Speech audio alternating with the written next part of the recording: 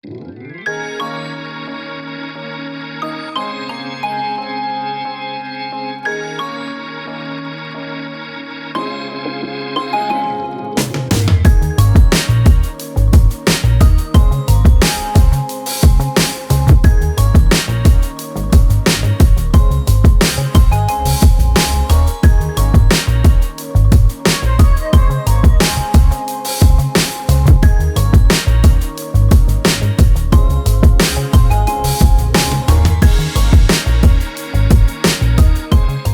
a spot we used to skate all the time back in the day. Over here I did a kickflip nose slide. I think it was probably about 13 or 14 years ago. Crazy how fast time flies. Yeah, this ground is super rough, super rugged. Dope hover though. Brandon O'Blaze says, what trick do you find the hardest to do since you started lifting? Not that any trick is hard now that I started lifting. I think what you're trying to get to is that now that I'm bigger and I'm bulkier, is it harder to do certain tricks? And the answer is no, because I do a lot of mobility work and a lot of stretching. And as you lift, you know, your muscles and your joints and your ligaments, they are taking a beating. Just like when you're skateboarding, they're taking a beating as well. But as long as you're doing like mobility work, stretching, and just really taking care of your body, it shouldn't be an issue at all. Crystal Ashley says, what program did you go through to become a CPT? Now, the program I did was ISSA, so that's International Sports Science Association. And the cool thing about that type of program, I was able to do all the classes online, so from my computer. So I think the total cost was like $475 or $499. But they sent me the books. I read the whole book, did all the quizzes and all the tests, and it was awesome because I could do it from anywhere. So when I was traveling, I'd be able to study, I'd be able to do the quizzes, and then when it came time to do the test, I was able to do that online as well. How do you pick your macros for bulking or cutting? Typically my macros, well, for protein usually always stays the same, so roughly 0.8 to 1 gram per pound of body weight. I typically go for 0.9, roughly around 180 to 90 grams. And then fats, I like to have, in my gaining phase, fats are usually 35 to 40% of my diet, and fats are very important for hormonal health and satiation as well. And then the rest go towards carbohydrates. But when I am dieting, like that last mini cut phase I went through, I tend to have fats a little bit lower, so that way I can have more carbohydrates in the diet, because carbohydrates are more important to keep cortisol low and to be able to keep training hard. And that little short time period of having lower fats isn't really gonna affect you. That's basically how I set it up. So a little less fats in the cutting phases with more carbohydrates to support training and cortisol levels.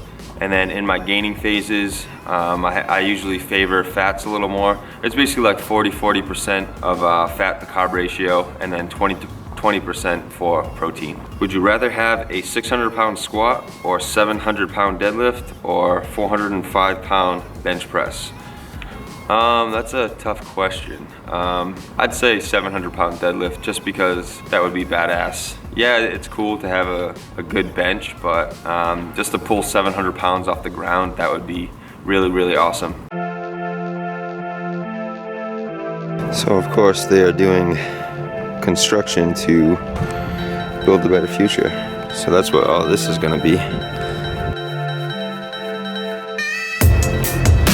Damn, it's cold out here.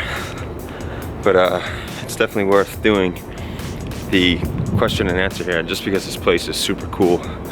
I dig it. So I'm gonna take you guys to another skate spot right over here. I actually did a cricket grind on this rail in my first hand, so hopefully I can find the footage for that and I'll play it for you guys. So the spot is right over here. So yeah, this is the rail here. So you would come from over this way, drop down the stairs, come over here, hit the rail, and again this ground is super choppy, super rough. So actually when you're rolling up to the rail, it's almost like your feet are vibrating off the board and out of place. So it's super gritty.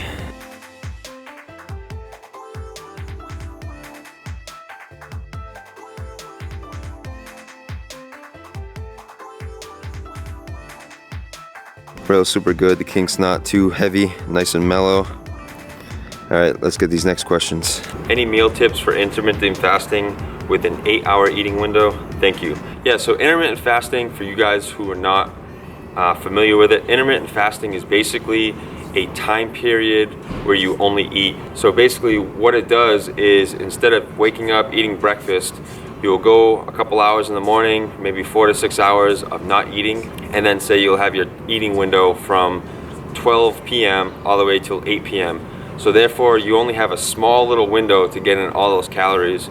So what it makes it seem like, you're actually eating more calories because it's just more calories kind of shoved in a smaller window. So it makes it harder for some people to overeat in that time period. So then when they're fasting, you know, you just have water, no calories at all. So for helpful tips would be, make sure you're getting in enough calories. Depending on what your goal is, whether it be fat loss or gaining, it's important to have your calories balanced. If you're trying to bulk and you're intermittent fasting and you're not getting in enough calories, then you're not going to be growing, you're not going to be progressing. And also if you're cutting, you want to be able to keep your calories as high as possible.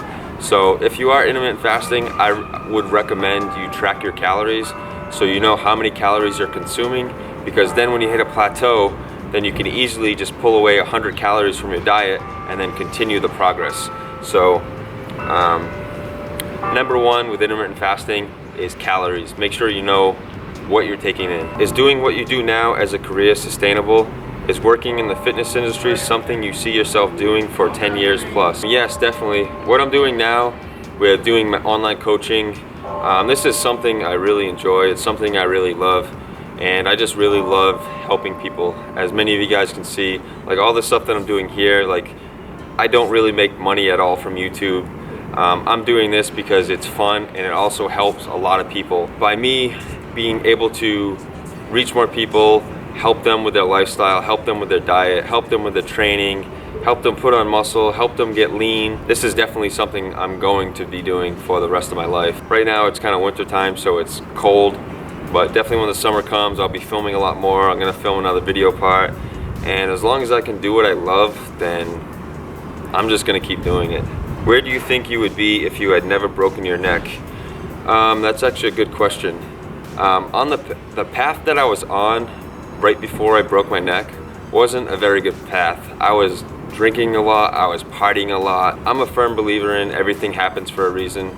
Yeah, I don't think I was supposed to break my neck, but it was something that happened, and it actually really changed my life for the better. If I probably would have never broke my neck, I might probably still be partying and being in a tough situation in my life. At that point, I was like really unhappy. I wasn't skating as much. I was always getting injured because I wasn't taking care of my body, and all I wanted to do was party and drink. It was tough. It was really tough. And then I ended up breaking my neck, and then that's when everything changed for me. After that happened, I was just really like analyzing my life and just like, what am I doing with myself? Like, oh my God, I had everything. Like I lost my DC contract. Well, I didn't lose my DC contract. It just basically ran out. And then I was just like, what am I gonna do? I can't skate. I felt super uncomfortable when I was trying to skate. I felt scared. It was like I had to start all over again. And so it really made me think about a lot of things. So breaking my neck was probably, I don't know, I think maybe it saved my life. How do you plan on offsetting fat gain after the 25,000 calorie challenge, or at least keeping it minimal in the grand scheme of things? So for these big challenges, obviously, yeah, you're consuming a shitload of calories, but not all of those calories are gonna be absorbed and processed. Yes, there will be a little bit of fat gain. Leading up to the 25,000 calorie challenge, I'll probably just do a little bit of a calorie buffer. So I'll pull back some macros and probably do a little bit of extra activity. And then on the day of, you know, of course I'm gonna eat 25,000 calories, but I'll probably be doing some cardio, I'll be skating. I'll try to skate, I don't know how well that'll work with being so full, but I'll definitely be training, I'll be hitting the gym. A couple days after that as well, I'll be making a calorie buffer, doing a little bit of extra cardio. Typically the day after a big challenge like that, you're not very hungry at all. My homie Nate Figueroa and my homie Eric of The Electric do these challenges all the time, and that's probably one of the most asked questions is, how do you not get fat from doing all these challenges? Well, it all comes down to balance. You know, we're not doing these challenges every single day. If you look at what their diet is like outside of the challenges, they basically eat a normal diet, they work out, they don't do excessive cardio to buffer the calorie challenge. Of course, there is like a little bit of calorie restriction, a couple days leading in and a couple days leading out, but it all comes down to overall balance.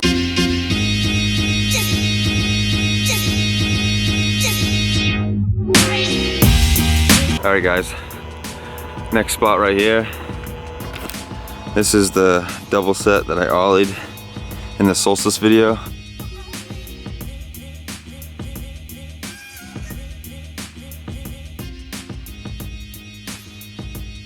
Wider view of the length. Pretty good sized double set. And then up here, I used to film like a bunch of lines.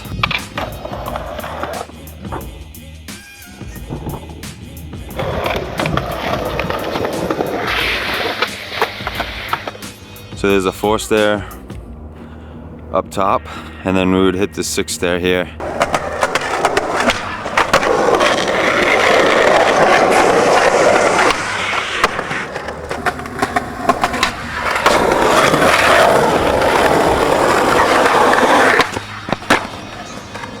In your current program, it looks like you are keeping your reps 4 to 6. Do you alternate between low and high rep days? I go through different phases. Usually 4 weeks, I'll go through a phase. So say 4 weeks will be focused on the 4 to 6 rep range for the main compound lifts. And then some of the accessory work will be maybe 6 to 8 reps. And then the following phase, so after 4 weeks, my programming will switch up again, and say I will work in the 2 to 4 rep range for my main compound lifts. So that way I'm hitting all the rep ranges, all the different strength and power and hypertrophic rep ranges. What was your favorite skate clip that you filmed? Favorite skate clip that I filmed?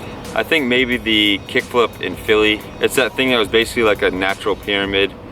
Kerry gets grinded up, across, and down. I think that was probably one of my favorite clips. It was actually a real ad as well. What are you taking pictures of? I'm filming a question and answer. Oh, okay. What are you taking to increase testosterone levels?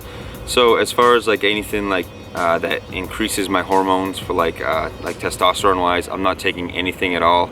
The supplements that I do take is V1, which is a multivitamin, which is important because you need micronutrients to support your endocrine function. So if you're deficient in any vitamins and minerals, then you're gonna suffer from having a lower testosterone. So I take the multivitamin to make sure I have the added support. Of course, you guys see what I eat for my diet. So diet is very important, and sleep and lifestyle. So those 3 things are really important when it comes down to raising your testosterone naturally. So definitely be sure you're getting a lot of sleep, don't overtrain, and eat a very good balanced diet. Favorite trick on flat ground? My favorite trick on flat ground is probably a nollie backside heel flip. That's like one of the funnest ones. If you could only eat one meal for the rest of your life, what would it be? I would definitely say eggs, bacon, and pancakes. That'll probably be the staple. That's like, you can't beat that meal. Eggs, bacon, pancakes with some coffee, some butter, maple syrup. Definitely that one. What do you like skating better, rails or stairs? I personally like skating rails better than just skating like a big set of stairs, because when you're skating a rail, you're basically gliding down it, and it's not so much impact. It kind of like lets you float down without just like basically jumping down the stairs and just landing flat. So I really like skating rails better. I mean, I like skating stairs too. Obviously I'm not jumping down like 15 stair rails every day like I used to. I still can, but I pretty much like having fun with, you know, like 8 stairs, 10 stairs. I don't know, I just like pretty much having fun without getting too beat up, too hurt. So yeah, definitely rails or stairs, either one, they're both fun.